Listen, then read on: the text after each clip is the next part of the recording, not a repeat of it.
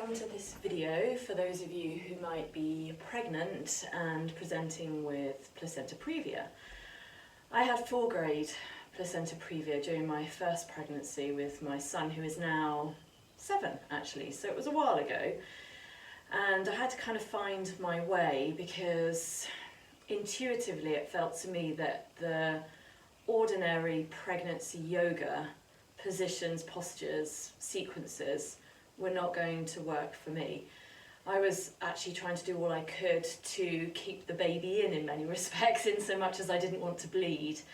And so I tried to find a way to practice that would prevent that from happening.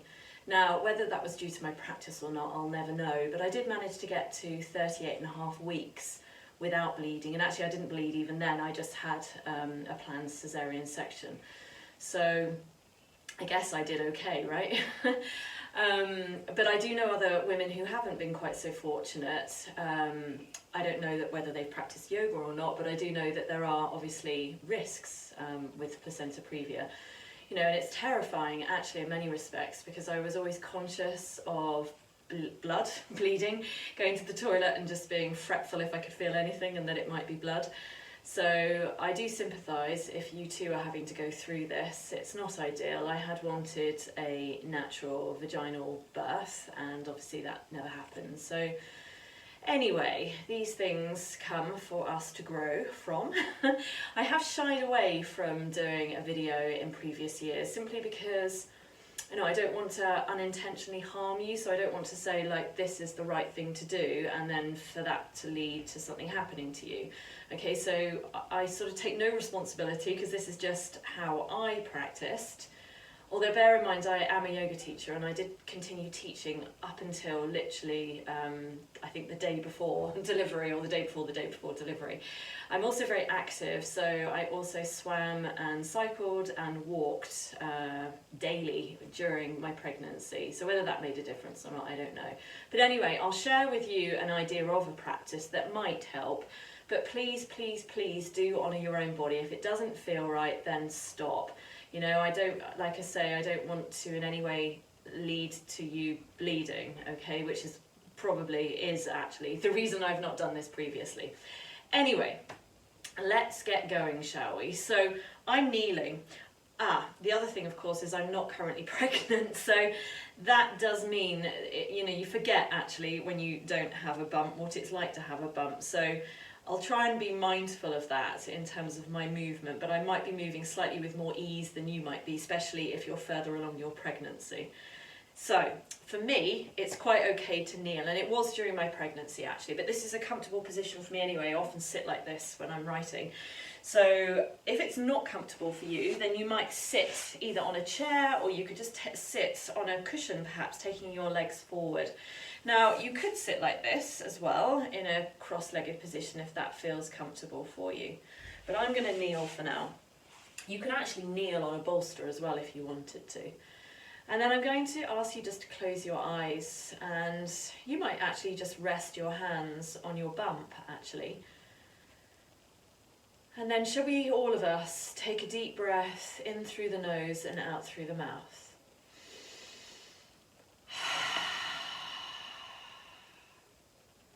And then just take a moment to notice how you do feel.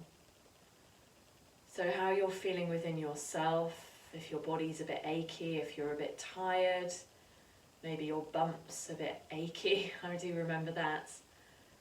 Maybe you feel a bit heavy, a bit out of sorts, maybe you've got indigestion, maybe your digestion generally isn't quite as it used to be.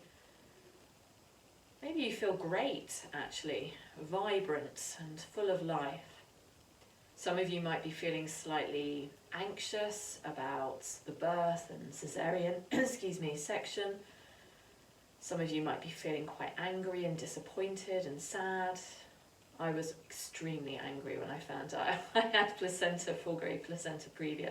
I wrote a blog post about it, but I also wrote a book about my journey through IVF and through pregnancy actually, and I touched on it in there. So if you are feeling any sort of disappointment, sadness and anger, then I think that's perfectly normal and perfectly understandable. But I might suggest that you do something to to kind of, to release it before the birth itself, to make peace with it, which is something that I didn't do until much later. Okay, so we've noticed a little more of how we're feeling physically, emotionally, mentally, and of course spiritually. Let's not forget that. And then maybe we'll start to cultivate more of a breath. So I thought actually what we do is take some Brahmari breath, the bumblebee breath. It's really calming, really soothing, and lovely for your baby as well. So we might just keep our hands, shall we, on our bumps. If you're Reiki attuned, you can give Reiki to your baby in utero. Okay, so should we take 5 rounds of Brahmari breath? So we're basically going to breathe in through the nose, and then we're going to hum as we exhale. And we'll do that 5 times over, okay? So let's go. Let's take a breath in.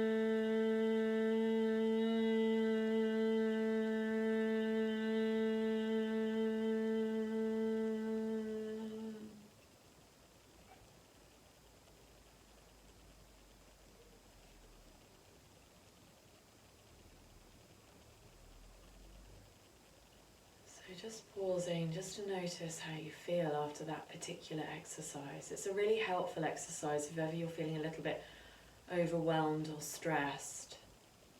Just to take yourself off and just practice the bumblebee breath. Okay, and then if your eyes are still closed, let's open the eyes. And let's bring ourselves off our kneeling, or out of our kneeling position, or whichever seated position you're in. And we'll come onto hands and knees. So you might take a blanket under your knees if that's helpful for you. And we'll start with the hands probably just forward of the shoulders, and the knees can be underneath the hips. And we'll take a few rounds of cat-cow here and just really feeling into it. So we'll connect with the breath. If we can, we're breathing in and out through the nose, seeking an expansion generally on your inhalation and release on your exhalation. So as you breathe in, there might be just a little, don't overdo it, just see how it feels. A little sense of lifting through the crown of the head and letting the shoulder blades come in towards one another. And then on the exhalation, we'll do the opposite of that. So we're rounding the spine, the chin coming in towards the chest. And then you inhale, so again, there's a sense of the crown of the head coming up, and the shoulder blades dropping in towards one another. And then you exhale, so chin comes in towards the chest, and just finding a little bit more space between the shoulder blades. So just carry on like that in time with your own breath, and just noticing, so the sinking of the shoulder blades in towards one another on the inhalation, and as your tailbone comes up, and then on the exhalation, the opposite of that, so chin to the chest, and tailbone goes down. So you feel that movement through your upper body and also through your pelvis. And all the while there's a sense of the shin bones and the tops of the feet in contact with the earth. So just give more weight to those bones if you can. I think it's really important actually, especially as you get nearer towards the birth, to try and stay as grounded as possible. Because there's always that, well, I had fear around caesarean section of being in theatre and that sort of clinical nature to birth, but also because there was always the worry of needing a blood transfusion, which actually I never needed in the end, although I was very close to needing one and felt very weak for a long time afterwards. So the other important thing to do is keep your iron levels high if you can, which I know is tricky during pregnancy, but nonetheless. But yeah, trying to stay grounded as much as you can to reduce the fear. Okay, let's just take another round here. So again, the inhalation and the lifting, the settling of the shoulder blades in and the tailbone coming up. And then exhaling, rounding in the opposite direction, chin to chest, tailbone down. And then we'll take a breath in from there. We'll just come back to the starting position. And then shall we see if we might come up onto our knees and our shins and our feet from here. So here we are. Do, like I say, take something underneath your knees if you need to, but really try and notice your shin bones as well. So you've got 2 shin bones. Notice your ankles and the tops of the feet so that you've got like that steadiness, that grounding then. And then shall we bring our hands, why don't we bring our hands to our hips and just feel our hips, there they are. And we're going to notice, rest the hands there. We're going to step the right foot forward, not too far, so I don't really want you to lunge as such. I mean, it's sort of a lunge position, but I don't want you to overextend yourself then. So we'll take a breath in and we'll see if we can bring the right foot onto the mat just ahead of us. Okay, so the right knee is above the right ankle, and I suppose in many respects the left knee is still underneath the left hip. And we might bring our hands together at the heart from here for a moment. So some of you might just stay here, breathing into this position. And with the breath, I'm really fond of the Ujjayi breath. I'm not going to teach that to you now. There is a separate video on my website actually where I do teach that. And I know you don't need to use the breath in the same way that you might have done if you needed to for a natural delivery in terms of helping with birth, but I still found the breath incredibly helpful during the caesarean section. So as I was waiting to go into theatre, and then when I was in theatre and they were trying to use the needle to create the spinal block, and I was shaking uncontrollably and I was trying to stop shaking, and I found the breath really helpful for that. So I would encourage you to look at that. So maybe from here, depending on how it feels, maybe it's feeling okay for you. So we might tuck the left toes under. We want to sort of connect a little bit with our pelvic floor as well and sort of strengthen a sense of the pelvic floor coming up. So if you're staying here, just seeing if you can really tap into your pelvic floor, maybe on the exhalation, and just draw it up. Those of you that want to go a little further, we might take a breath in and let's just bring the left knee up away from the mat. Okay, so you're not pushing the left heel back. See, my left knee's still bent actually. And I can start to straighten it a little bit, but without pressing the heel back. So I'm not sort of overly stretching. I always felt not to overly stretch this area. Okay, so we might just take a few breaths here, which is tricky, depending on where you are in your pregnancy. And then we'll take a breath in if you're still here with me. And as you breathe out, see if you can go all the way back down. And those of you who are still here, let's take all of us the top of the left foot onto the mat.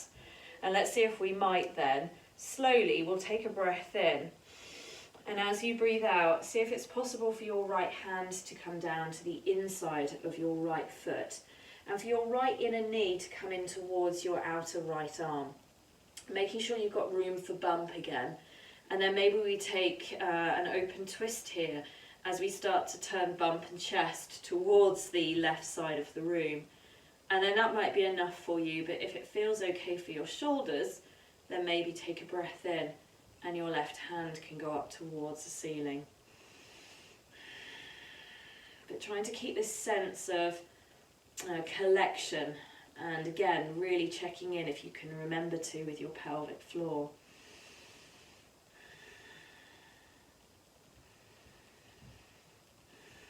Okay, we'll take a breath in here, and as you breathe out, let's release the left hand back down onto the mat. And then you can bring both hands up, breathing in, and then as you breathe out, don't worry if it's not with the breath, but in theory, the right knee coming back onto the mat. The hands can find your hips again, just notice those. And we'll do the same on the other side. So I'm just going to turn around so I don't have my back to you. So we'll take a breath in, and then as you breathe out, the left foot can come forward. And again, we'll sort of stack the joints in many respects. So right hip above right knee and left knee above left ankle, if that feels okay. And let's bring the hands together at the heart. And let's just breathe here for a few rounds, really checking in with the pelvic floor. So if you can, really finding your Ujjayi breath.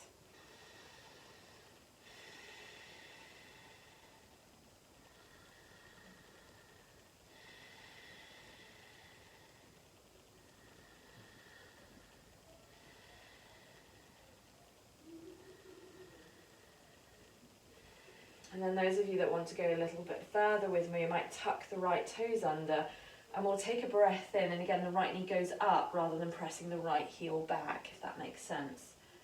And we'll stay here with the breath. Now I actually almost find it easier for me, because this is what I do more frequently I suppose, to lift through my pelvic floor as I'm breathing in, almost as if I'm breathing in from both ends. And then I release the pelvic floor as I breathe out. But it really is up to you what works for you, the in-breath, the out-breath. It doesn't matter. What matters is that you're connecting. So we'll take a breath in, and as you breathe out, let's release now the right knee down. We'll take the top of the right foot to the mat. And then again, you could stay here, or we'll see if we might take a breath in. And as we breathe out, obviously being mindful of your spine, let's bring the left hand to the inside of the left foot. So the left inner knee is placed against the left outer arm, and then again stay here. You can even have your right hand down on the mat, or we'll take a breath in and revolve the chest and bump towards the right, and then maybe, I just took my right hand up there, maybe also taking your right hand up if that feels alright for your shoulder, but you could just have your hand on your hip and still find the open twist. Okay, I used to love twisting actually, just to release tension throughout the body.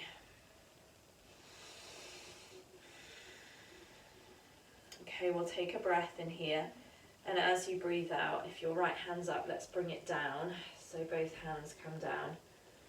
And then we'll take a breath in, and as we breathe out, we'll bring the left knee back onto the mat from here. And then how about taking a downward facing dog? If that doesn't feel good for you, then obviously just stay here on hands and knees. But otherwise what we might do is just maybe have the hands and the knees only sort of 30 centimetres apart from one another. So not too close. I mean, you could have them, not too far away. You could have them closer if you wanted to. And then we'll tuck the toes under. I'm going to bend my elbows in towards my thighs. And then I'm going to take a breath in, and I'm going to lift my knees up. And I'm going to see if I can take my legs back in space without locking the knees completely. Okay, but if this feels just not right for you, if it's too heavy for you, if it's not great for your blood pressure having the head down like this, then come straight down again. Otherwise, I'm just going to stay here for a few rounds of breath, and I'm going to connect with my pelvic floor again.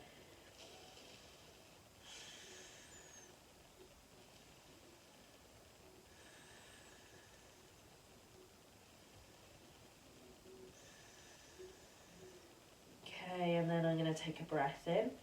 And as I breathe out, I'm going to slowly bring the knees back down onto the mat.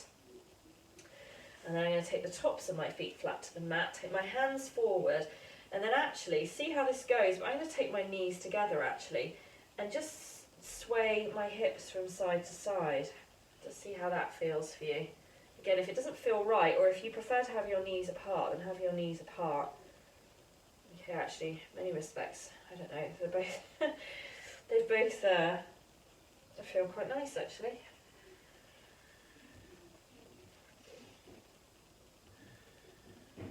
Okay, and then we're going to come up to stand from here. So you might have a preferred way of coming up. It might be challenging, I don't know. Everyone's different, but I'm going to come onto my feet.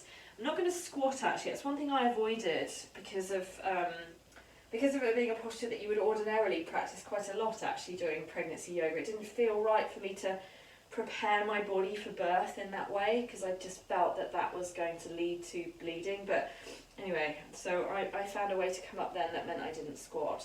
And then actually, I'm going to turn around again. We're going to take a warrior one. So feet can be apart from one another. about hip distance or so to feel comfortable. I'm going to take a breath in, right foot's going to come up, and I'm just going to step it forward, no more than a leg distance. Okay, so I feel, again, I'm not overextending myself, I feel steady, and so I can really help with my grounding. So I'm going to bend the right knee so it's on top of the right ankle, and I'm going to have a sense of my left hip coming forward as my right goes back. So there's almost this sense of collecting into the midline. So rather than bringing my legs apart, which is what I might ordinarily do if I didn't have placenta previa, with this, I'm trying to bring everything in a little bit. Okay, or at least that's how it felt for me. And then I'm weighted through both feet. So this is Veerasana 1, which is actually a really, in theory, strengthening and grounding posture. Now, maybe you bring your hands together at the heart again, and you can just keep them there. You could also have your hands on your bump if you wanted to. Or some of you might feel that actually it'd be really nice just to lift your hands towards the ceiling. So maybe have a sense of letting the upper arm, I know it doesn't make any sense, but letting the upper arm bones go down as the hands go up. So it's not that you're bringing the shoulders up towards the ears or anything, it's just that the arm's going up. You can even do it one at a time. And as the arm goes up, it's like the arm bone itself goes down in space. And then I'm going to see if I can find my collarbones and my shoulder blades and just unstick them a little bit. And then I'm going to breathe.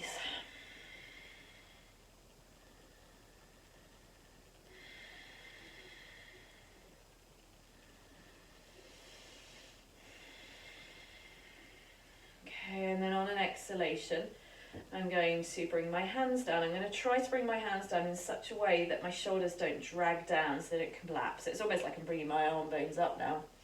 And then I'm just going to straighten into my right leg. And actually I'm going to shorten my stance now, so it's even less than a leg distance apart. And then I'm just going to see what happens. I feel like I just want to find a bit more length through the back of my legs. And there's space for bump here in theory in Parsvottanasana. So this time both legs stay straight, unless that's really uncomfortable for you, in which case please do bend the front knee. And then I'm going to just take my hands, where am I going to take my hands? I think I might just have my hands on my hips actually. I'm going to keep the left hip coming forward, right going back. I'm going to keep my tailbone free. And there's the spaciousness of the, probably doesn't feel very spacious though, does it? The pelvis and the chest. And I'm going to take a breath in. And as I breathe out, I'm going to try to avoid rounding my spine. So I'm going to try and avoid doing that. And instead, and I'm also going to avoid doing this and just hanging out. So I'm going to find a balance between the two. And some of you will need to stop, and you can take your hands, if you've got space anyway, with your bump there, on your front thigh or on your front shin. Others of you might be able to go further down. It really does depend how it feels and what's going on with your blood pressure as well, but really notice your feet on the mat. Notice the feet and notice how it feels, sensation through the backs of the legs. Keep the left hip coming forward. Notice still your pelvic floor if that's possible. Okay, and then we'll take a breath in, coming all the way back up from here. Breathing out as you come back. And just take a moment to notice how that feels. And we'll take a breath in, and as you breathe out, the right foot can come back on the mat. Brilliant. Let's do that all again on the other side. So I'm going to turn around, so again I don't have my back to you. So I'm going to take a breath in, lift my left foot up, and exhale my left foot forward, no more than a leg distance, okay? I'm going to turn my right heel in slightly, so both feet can be grounded, can feel the earth. I'm going to lift through my insoles a little bit, so I'm also kind of really engaging, attentive to my feet. If you've got swollen feet, that can be really difficult though, I know. And then let's bring the right hip around, shall we, as much as we can. Okay, so kind of in theory, the hips face directly forward. And then my tailbone is free, and maybe my pubic bone moves down, and pubic bones, I should say, move down a little bit. And here I am, Veerasana 1. Hands can come to the heart or rest on your bump. Or again, you might explore what happens when you start to bring the hands up, taking the arm bones down.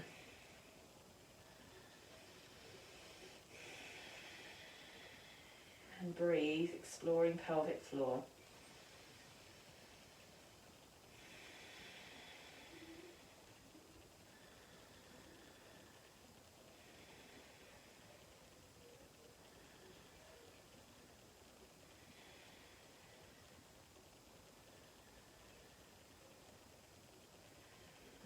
take a breath in, and as you breathe out, hands go down, arm bones almost go up, and we can straighten into the front leg. And then we'll shorten the stance a little bit so the right foot can come forward. And we'll take Parsvottanasana here again. So hands can maybe go on the hips. So again, keep them on your bump or bring them together in front of the heart. And let's see, so just try and avoid like really rounding your upper back, like that's not helpful. The shoulders, trying to keep them as light as possible. So the arm bones almost going back in the shoulder joints. We'll take a breath in, and as you breathe out from the hips, starting to shorten, as you can probably feel, into the top of the left thigh. Both feet still grounded to the earth. Have the front knee bent if you need to.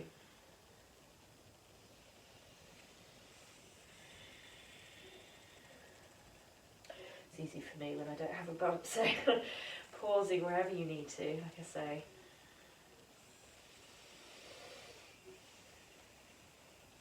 Okay, and then we'll take a breath in and we'll start to come all the way back up.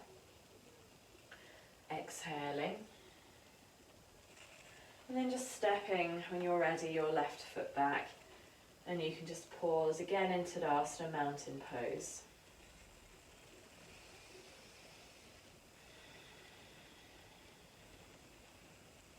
And just for a moment, bring one hand onto your bump and another onto your heart.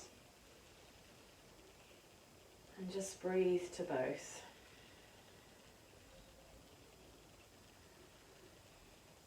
Knowing ultimately that all will be well. Bringing new life into the world. It's really very exciting.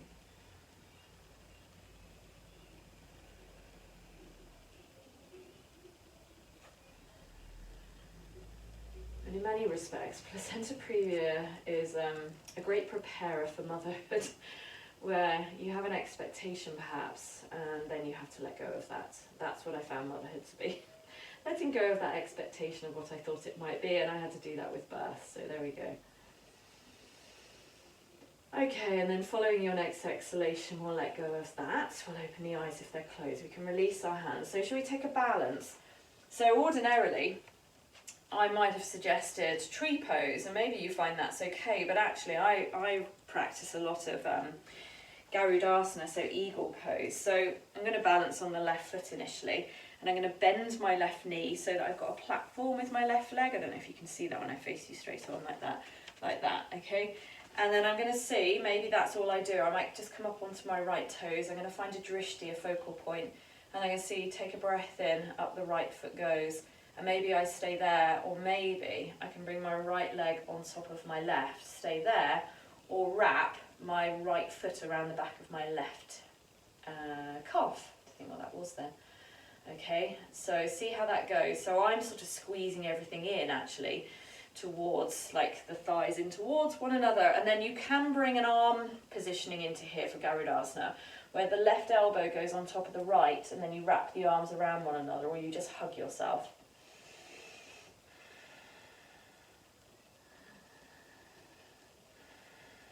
Okay, then I'm going to take a breath in, and I'm going to breathe out, release, because it actually is quite a strong pose. You can probably feel that, right? So go easy. You can use a wall if you need to, just hold a wall. Let's go on the other side now. So I'm going to bend my right knee. My right foot's found the earth. I'm going to bend my right knee. I'm going to take a breath in. Up the left foot goes. Maybe you just stay here. Or you could take your left leg once, maybe twice around the right leg. Sort of squeeze the legs together. Just be mindful of the knee joints. And then this time, if you wanted to, the right elbow goes on top of the left, and you wrap the arms around one another, or just hug yourself.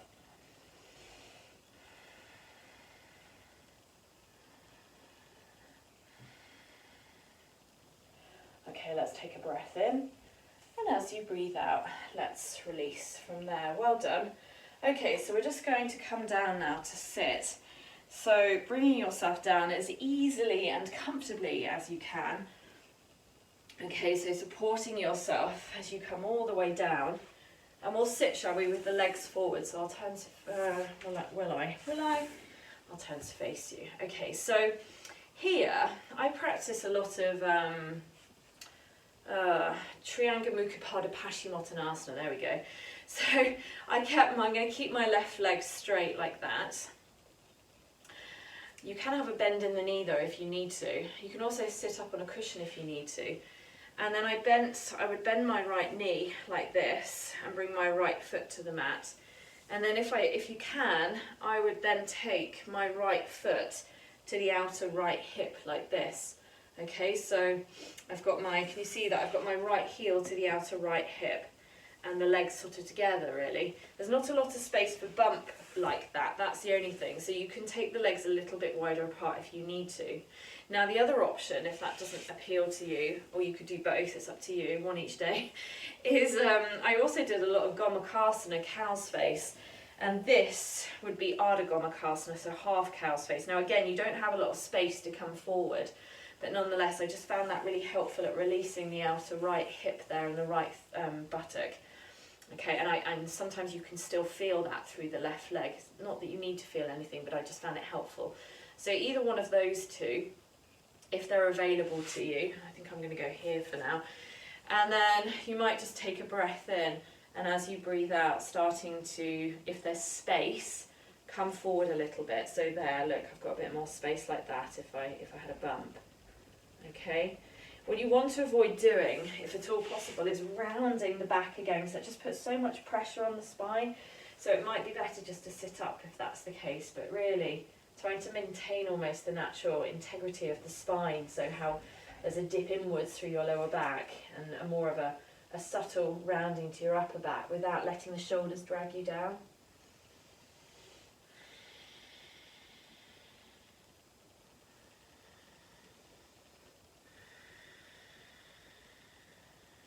Okay, and then we'll take a breath in, whichever of those positions you happen to be in, and then exhaling. Just being mindful when you release the right leg, okay?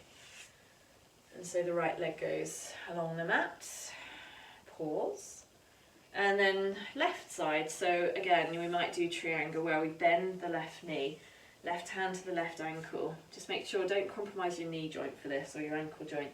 Take the left heel to the outer left hip, make sure you've got space for bump.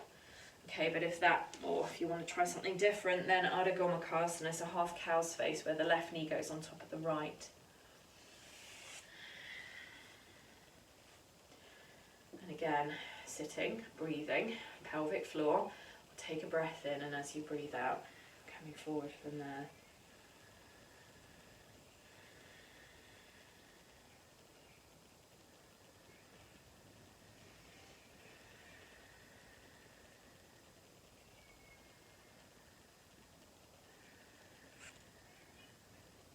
Take a breath in, coming all the way back up, and then breathing out and releasing your left leg.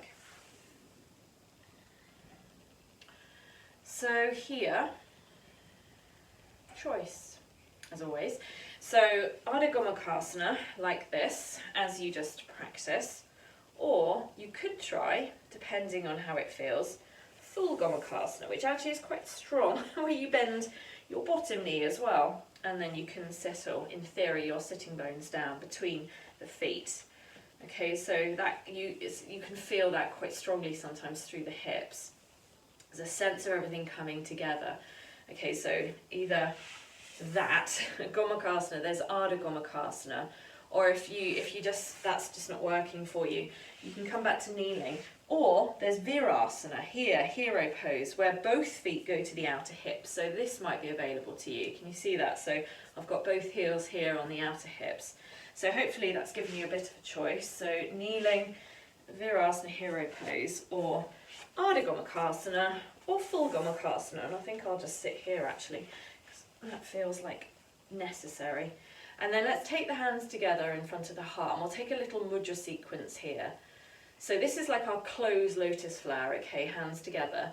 We'll take a breath in, and as you breathe out, you're going to roll the backs of the hands together, turn the fingers down towards the floor, and exhale, then extend the fingers forward towards the front of the room.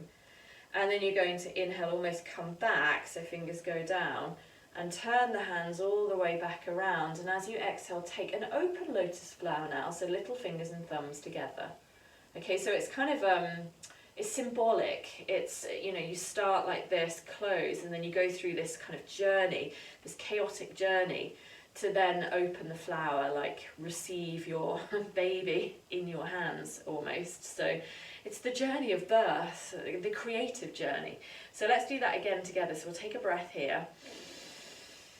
And then as you breathe out, backs of hands together, fingers down, fingers forward. And then inhale, reverse. And exhale a lotus flower, your little fingers and thumbs together, and you can release back. Okay? Lovely. And then we'll release from here. We'll take a breath in and breathe out. And then those of you who are in Ardha Gomukhasana, let's do the other side. So if you're kneeling or Veerasana and you're happy there, stay there. But otherwise, I think it's the left knee on top of the right knee now, staying there. Or bend your right knee and the right foot going towards the outer hip. And you can always prop yourself, sit up on blankets or whatever else. Check that wherever you are is comfortable. And then hands together. Should we do that 2 more times, that little mudra sequence with the breath? So we'll take a breath in. And breathing out. Breathing in. And breathing out. Breathing in. And breathing out. Breathing in and breathing out. Okay, lovely, and then we'll release from there. Okay, and then let's come down. If you're okay coming down onto your back, do. Now I know that you get to a point where it's not okay, but I was going to suggest we might just take a bridge pose before we finish. But actually, for those of you that really don't find it very comfortable coming down onto your backs, let me just show you Ustrasana.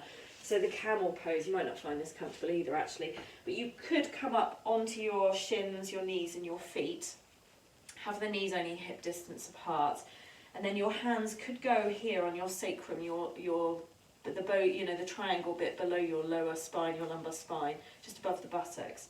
And then you could see if you might orientate your elbows in towards one another a little bit. And then maybe you do nothing more. You might take a breath in though, and as you breathe out, just open through your front body if that feels okay. So you're back bending basically, you're shortening your back body.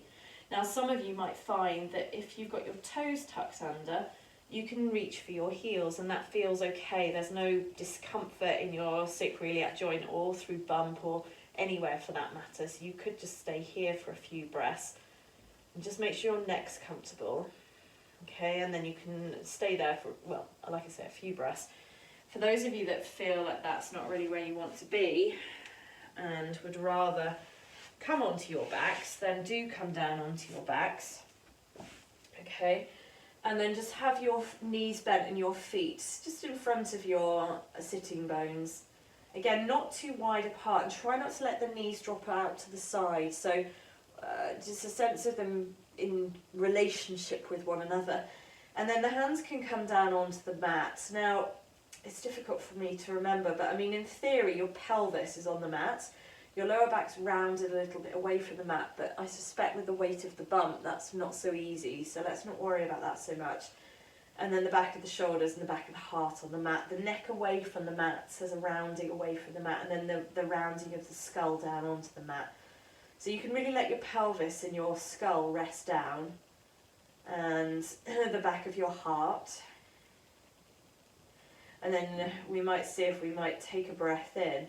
And as we breathe out, really find your feet. So this is another grounding posture. Find the feet and start to lift the pelvis and the spine up. But try not to push your hips up towards the ceiling. So you almost let there be a little groove at the top of the thighs.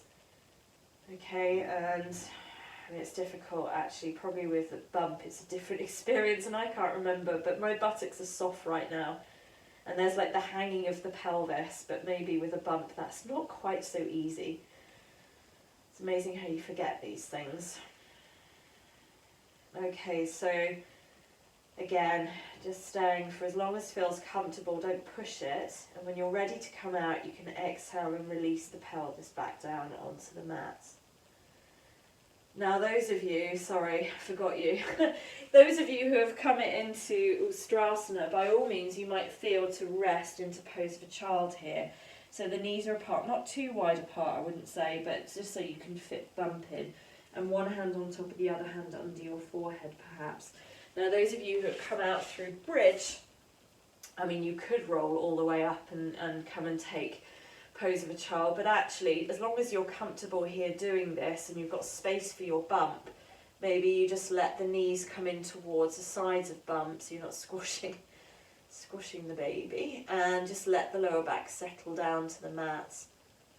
So this actually is called the wind relieving posture. So if you have got excess wind in the digestive system, albeit that the legs are not directly over your tummy, you might find there's some benefit to it.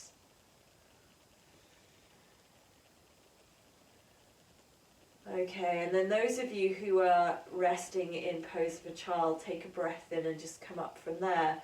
And those of you who are on your backs like me, we might just roll to the side, to your left side, I'm thinking. And then I was going to suggest that you just rest now.